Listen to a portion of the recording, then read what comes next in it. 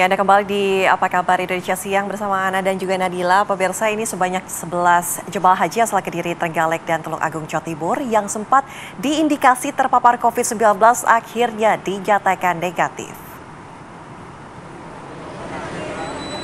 Pemirsa, Kepala Bidang Kesehatan PPIH Embarkasi Surabaya, Rosidi Roslan, menyatakan hasil negatif tersebut diperoleh setelah melalui pemeriksaan intensif, termasuk swab test. Meski begitu, pihaknya menekankan pentingnya kewaspadaan bagi jamaah haji, sebab mayoritas jamaah yang diperiksa merupakan lansia dengan riwayat penyakit bawaan. Karena itu, Bidang Kesehatan Haji telah berkoordinasi dengan Dinas Kesehatan Provinsi Jawa Timur dan Dinas Kesehatan Kabupaten Kota untuk melakukan pengawasan selama 14 hari ke depan.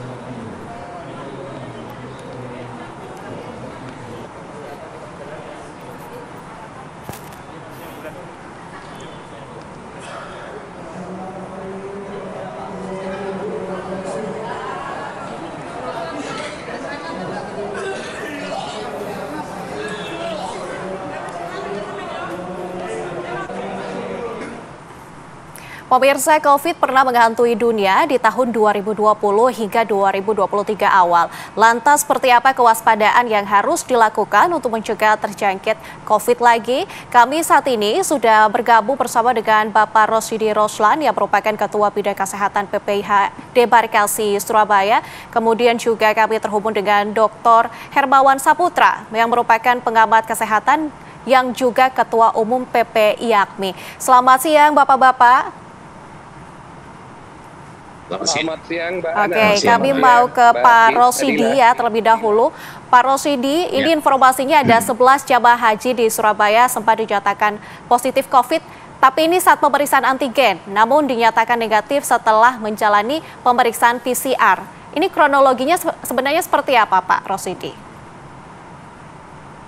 Ya, makasih atas waktunya.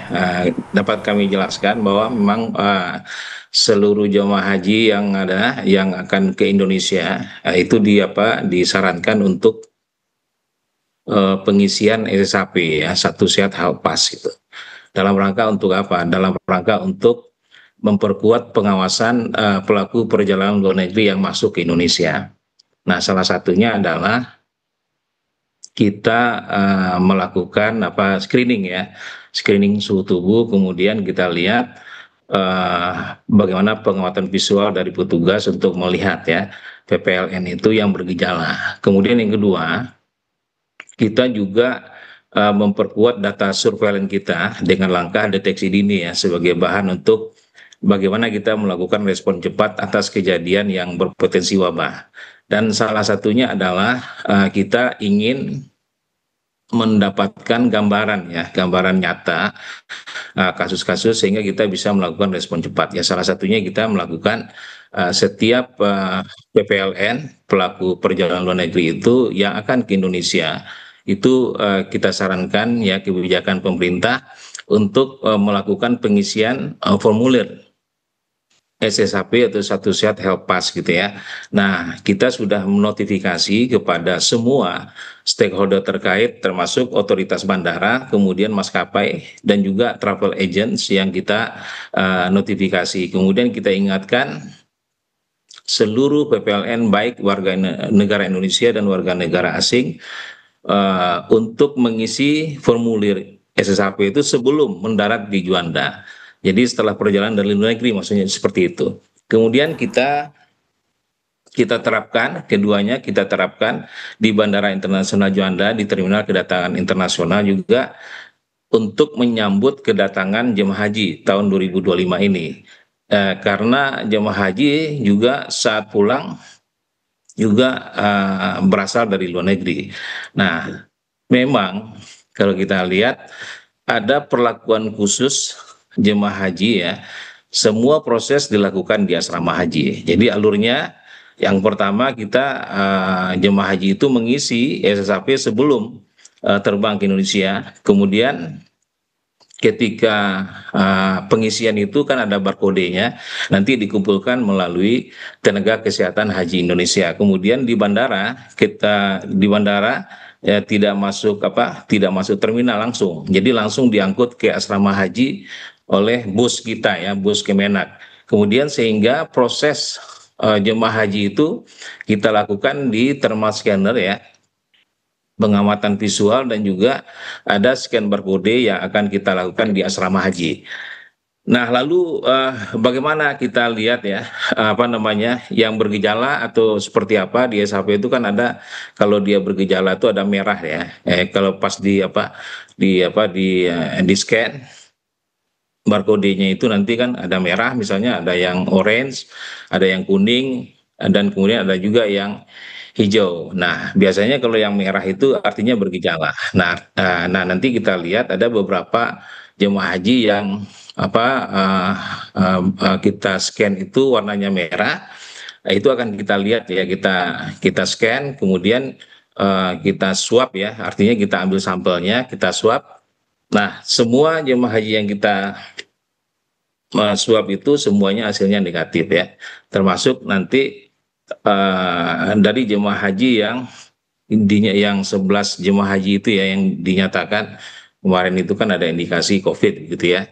Jadi itu namanya suspek COVID yang terduga ya, yang diduga COVID, yang memang kita tahu bahwasannya bagaimana kita mengetahui untuk di awal gitu ya. Dari hasil itu kemudian kita swab tes antigen gitu ya, semuanya negatif. Kemudian kita ada beberapa sampel itu kita lihat secara visual, kita amati beberapa sampel itu, kemudian ada beberapa yang kita kirim ke laboratorium, dan setelah diperiksa kan hasilnya negatif. Itu Mbak ya, prosesnya. Pak Hermawan, kami juga ingin bertanya kepada Pak Hermawan, melihat jemaah haji yang sempat positif kemudian negatif, pengamatan Anda bagaimana? Apakah kemudian protokol kesehatan di tempat ibadah haji di Mekah ini sudah cukup baik, dan penanganan pasca kedatangannya seperti apa Pak, pengamatan Anda?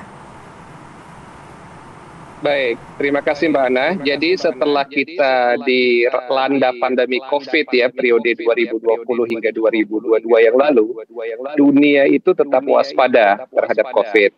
Jadi kewaspadaan itu tetap dilakukan baik di dalam negeri maupun dari perjalanan luar negeri. Nah, di luar negeri terutama perjalanan ibadah haji ini sebenarnya cukup ketat ya, karena screening yang menyangkut banyak resiko karena faktor usia, karena faktor komorbid, dan tentu saja juga untuk beberapa kasus karena adanya perubahan cuaca, perubahan iklim di luar negeri, terutama di Arab Saudi dengan Indonesia. Ingin saya menyampaikan begini, kita mudah sekali mengidentifikasi kemiripan kasus influenza biasa dengan COVID-19 ini ketika kita menghadapi kepulangan jamaah haji kita. Di Arab Saudi saat ini suhu atau cuaca itu sedikit hangat dan bahkan panas ya. Jadi lebih dari 40 derajat Celcius bahkan hingga 45 derajat Celcius.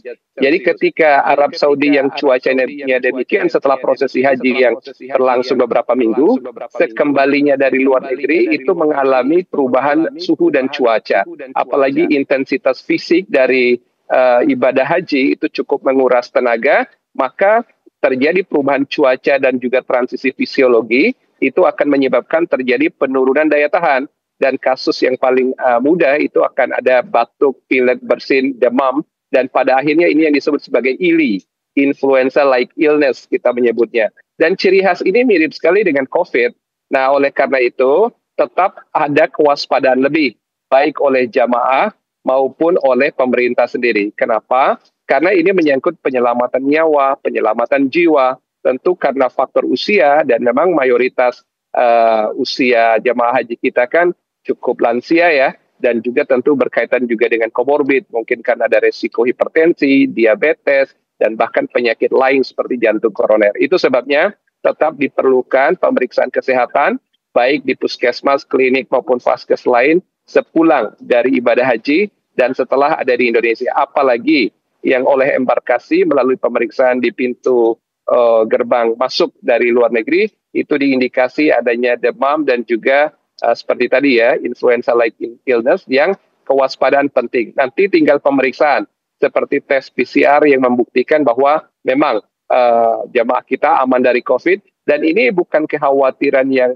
mengada-ada atau berlebihan, tetapi justru untuk melindungi jemaah haji agar jangan sampai tiba di tanah air karena kelelahan, ada faktor komorbid, dan juga akhirnya membahayakan diri maupun orang lain. Tetapi kita merasa gembira yang tadinya atau kemarin itu ada suspek 11 orang jemaah kita dari Jawa Timur, itu pada akhirnya diketahui negatif. Nah, tentu saja ini perlu dipantau karena kemungkinan ada false positif, false negatif COVID itu seringkali terjadi.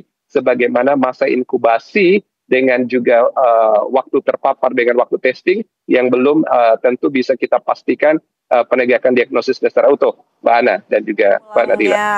Jemaah haji ini berpulang ke Indonesia. Kami jeda dulu pemirsa, usai jeda kami masih akan kembali dengan topik ini tentunya di Apa Kabar Indonesia Siang. Ada masih di Apa Kabar Indonesia Siang, kembali kami hadirkan dialog ini bersama dengan Pak Rosidi dan juga Pak Hermawan. Saya mau kembali ke Pak Rosidi terlebih dahulu. Pak Rosidi masih bersama kami, Pak? Ya, masih. Oke.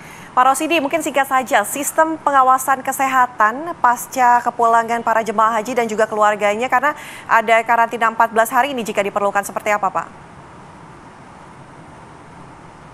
Ya, biasanya kalau kita ini kan dalam hal pengawasan ya, pengawasan kekarantinaan. Biasanya pelaku perjalanan luar negeri datang, kemudian kalau seandainya memang dia melewati biasa screening tuh ya, screening setiap hari kita lakukan itu, tidak hanya sekarang ya, walaupun misalnya COVID-nya meningkat gitu ya, kita setiap hari lakukan itu. Terutama di daerah negara-negara yang kemarin ya katanya Singapura COVID-nya meningkat ya, kita tetap lakukan itu kan, apalagi kan jemaah haji ya, karena memang dari pelaku perjalanan luar negeri dari Arab Saudi kita screening dari suhu tubuh ya, kita lihat kalau seandainya suhu tubuhnya di atas 38,5 derajat gitu ya, itu akan kita curigai ya, artinya kita lihat banget gitu ya, kemudian kita lihat secara visual apakah ada tanda-tanda gejala. Nah, biasanya kalau yang suhu tubuh itu kan biasanya sebagai ciri khas dari penyakit infeksi ya. Kemudian kita lihat apakah dia kerongkongannya kering, kemudian dia batuk, flu, bersin gitu ya. Kemudian kalau seandainya dia memang menunjukkan gejala yang berat, biasanya kita lakukan pengambilan swab ya. Apalagi kalau COVID itu kita lakukan tes swab antigen. Nah, kalau hasilnya negatif gitu ya, tapi memang gejalanya berat kan, biasanya kita ambil ya sampel untuk kita periksa PCR-nya. Tapi kalau seandainya memang gejalanya tidak menunjukkan gejala yang berat, tinggal kita kasih tahu, artinya kita edukasi, kemudian kita lakukan pencegahan. Atau kalau seandainya memang dia positif antigennya gitu ya, kemudian kita bisa merujuk. Atau kalau jemaah hajinya, khusus tuh jemaah haji, biasanya kita lakukan notifikasi kepada Pemda, kayak dinas kesehatan kota kabupaten, bahwasanya ada yang bergejala seperti ini agar ada pengawasan. Nah, biasanya ini biasa kita lakukan setiap tahun ya, khususnya pada jemaah haji. Biasanya kita punya kartu kewaspadaan jemaah haji, KKJH namanya. Itu 14 hari setelah dia pulang gitu ya, itu masih dalam pengawasan. Nah, kalau seandainya dia mengalami batuk ya, pilek ya, kemudian dia demam, kemudian kerongkongannya kering, kemudian dia merasa tidak enak badan, dia bisa ke rumah sakit, ke puskesmas terdekat, itu masih dalam pengawasan dari Dinas Kesehatan Kabupaten Kota. Dan kita tetap apalagi yang masa sekarang ya, seperti yang dijelaskan oleh Pak Iman tadi, bahwasanya suhu dari Arab Saudi itu kan beda ya. Jadi memang itu akan memicu faktor kelelahan dan gangguan-gangguan pernapasan juga, sehingga itu menjadi salah satu faktor utama kita bagaimana kita memberikan ya semacam pemberitahuan kepada Dinas Kesehatan Kota Kabupaten yang jemaah haji berasal itu untuk selalu mengawasi gitu ya, kemudian juga bagaimana jemaah haji sendiri ya, mandiri untuk bisa berobat atau memeriksakan dirinya ke puskesmas gitu deh. Oke, Pak Rosidi, kita juga akan kembali ke Pak Hermawan. Ini terakhir Pak Hermawan, dengan adanya kasus 11 jamaah ini, bagaimana Anda melihat urgensi untuk tetap waspada dengan adanya COVID yang muncul kembali ini, Pak? Ya, kewaspadaan itu sangat penting ya, terutama untuk perjalanan jemaah haji kita. Nah, secara umum, Mbak Nadila, kita ini di tengah penyebaran anak cucu dari varian Omikron, yaitu varian Nimbus ya, terutama 1.8.1. Dan ini cukup cepat penularannya. Hanya saja varian-varian ini tidak memiliki kemampuan untuk memperberat resiko dan juga pemberatan penyakit, terkecuali pada orang-orang dengan kelainan seperti autoimun atau penyakit imunitas lain seperti lupus dan seterusnya, atau orang dengan komorbid. Orang-orang dengan kasus penyakit komorbid, misalnya jantung, riwayat stroke, cancer, paru, dan lainnya, memang akan mudah terpapar oleh virus apapun, tidak hanya COVID karena dari rumpun corona ini, tetapi memang perlunya menjaga vitalitas, imunitas, dan juga istirahat itu sangat penting, terutama buat jamaah kita yang baru pulang. Dan secara umum saya menganjurkan agar jamaah haji yang terutama dari perjalanan Arab Saudi ke Indonesia, agar sejak dari mau pemberangkatan itu menggunakan masker. Nah, ini untuk meminimalisir resiko di saat sering berpapasan dengan jamaah lain, dan bahkan juga penyesuaian suhu tadi, agar juga tidak ada penularan. Karena hampir banyak yang memiliki gejala influenza-like illness ya, yang tadi ciri-cirinya seperti batuk, pilek, demam, dan juga kelelahan. Nah, hal-hal ini tentu saja kita perlu pantau bagi pemerintah, walaupun ini diperiksa secara penuh, tetapi tidak perlu kita khawatir berlebihan. Yang paling penting dipantau dan juga dipastikan hasil swabnya apakah positif atau negatif. Tetapi secara umum, mudah-mudahan jamaah haji kita pulang dalam keadaan baik, sehat, selamat, dan mabrur. Yang paling utama, sejalan dengan kewaspadaan bersama kita, perilaku hidup bersih, mencuci tangan, dan juga makanan yang sehat, terutama itu ya yang tetap harus dikedepankan menjadi gaya hidup untuk tetap sehat buat masyarakat dan sehat Indonesia, Mbak Nadira. Siap. Terima kasih Pak Hermawan Saputra. Tadi juga ada Pak Rosidi Roslan sudah bergabung bersama kami dan berdialog bersama kami. Selamat kembali beraktivitas dan sehat selalu Bapak-Bapak. Assalamualaikum.